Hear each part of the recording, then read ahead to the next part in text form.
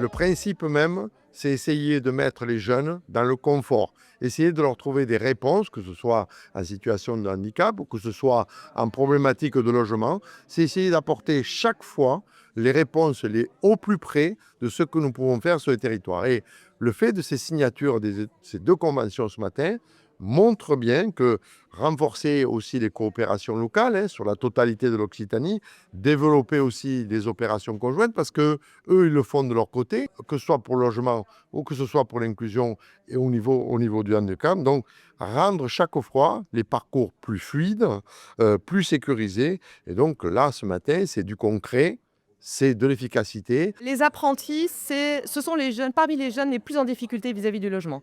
C'est souvent des jeunes qui sont très jeunes, il y a beaucoup de mineurs. Par ailleurs, ils sont payés en pourcentage de SMIC, donc une grande majorité d'entre eux sont en dessous du seuil de pauvreté.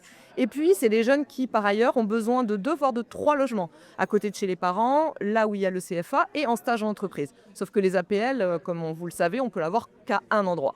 Donc globalement, ils cumulent un peu toutes les difficultés aujourd'hui d'accès au logement dans un contexte de crise du logement où il y a de moins en moins d'offres et où les jeunes vont se retrouver en compétition avec d'autres typologies de publics. Pour les apprentis, c'est vraiment mission impossible. Cette convention, elle a deux intérêts importants. Effectivement, d'accompagner les jeunes, ou les moins jeunes d'ailleurs, qui sont à Purple en formation et qui sont en situation de handicap et qui ont besoin d'un coup de main sur le volet psychologique, social ou médical, même parfois quand on doit mesurer l'adéquation handicap d'un métier par exemple. Donc ça va apporter de l'accompagnement direct aux personnes. Donc nous on va venir sur site pour leur proposer des entretiens avec des psychologues, des entretiens avec une assistante sociale pour évoquer avec eux leurs freins qui leur permettent de réussir leur formation. C'est ça l'objectif. On en a quand même plus de 10 000 en formation tous les ans, qui, je le rappelle, pour 95% trouvent un travail à l'issue. Si on peut encore un peu mieux fluidifier pour ces jeunes, que ce soit en situation de handicap ou que ce soit ceux qui sont en recherche de logement, là on a gagné le pari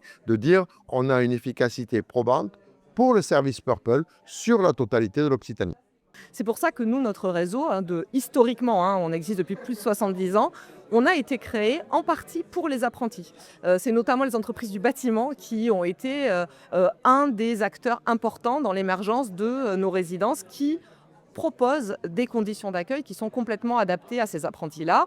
Comme je le disais tout à l'heure, des petits logements meublés avec des restes à charge très faibles. C'est 30 € par mois pour un apprenti de premier niveau. L'intérêt pour ceux qui sont chez nous, en fait, ça va leur permettre, puisqu'on travaille, nous, l'orientation professionnelle, de découvrir ce que Purple peut proposer comme formation et puis de les guider sur le meilleur environnement possible, la meilleure formation possible, disponible au regard de leur handicap majoritairement.